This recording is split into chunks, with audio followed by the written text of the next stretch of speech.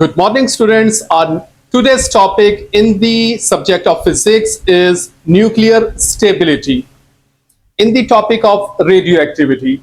So important topic this is, concentrate yourself. Binding energy. The nucleus is made up of the neutrons and protons. What causes them to stick together?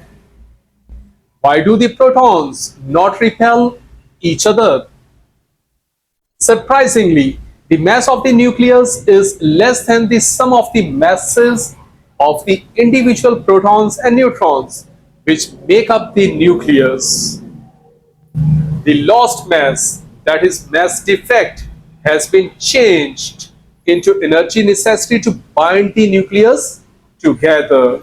So this is the thing, that is where the loss of the mass go. That actually is used into the energy necessary to bind the nucleus together. Suppose the mass defect is delta m, then the energy binding the nucleus together is given by delta E is equal to delta m into c square, where c is the speed of the light. If delta E is divided by the number of the nucleons in the nucleus, then the binding energy per nucleon is obtained. So this is very important point. If delta is divided by the number of the nucleons in the nucleus, then the binding energy per nucleon is obtained. The higher this value is, the more stable is the nucleus. Next, we are going to read the stable and the unstable nuclide. Very important. Since the positive protons in the nucleus repel each other, neutrons are required to bind the nucleus together.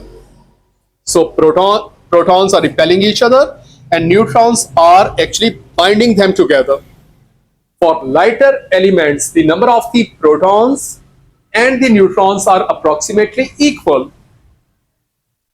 As the number of the protons increases, the force required to hold the nucleus together increases to such an extent that more neutrons are required, and the ratio of the neutron to proton is greater than 1.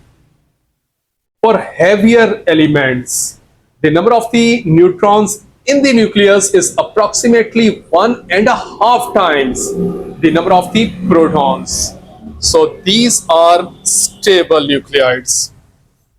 Now we are going to read unstable nuclide. Whenever a beta particle is emitted, a neutron is lost and a proton gained. Therefore, the neutron-proton ratio is reduced by beta radiation. When an alpha particle is emitted, the nucleus loses 2 protons and 2 neutrons.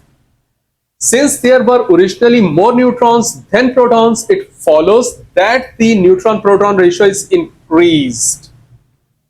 Thus, if the neutron-proton ratio is higher than the stability ratio, a beta particle is emitted to bring it nearer the stability ratio. When the neutron-proton ratio is lower than the stability ratio, an alpha particle is emitted. So this is very important, students. If the neutron-proton ratio is higher than the stability ratio, a beta particle is emitted. But when a neutron-proton ratio is lower than the stability ratio, an alpha particle is emitted to raise the ratio and bring it nearer the stability ratio.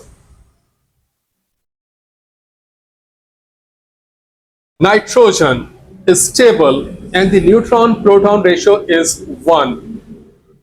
When it is bombarded by neutrons, here is the equation.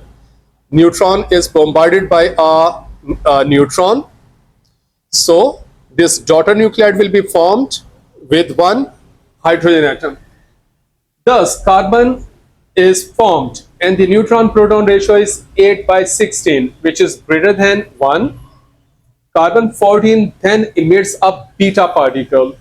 This beta particle is emitted To form the stable neutron, the equation is being. This is the equation. So student, this was important topic, that was stability.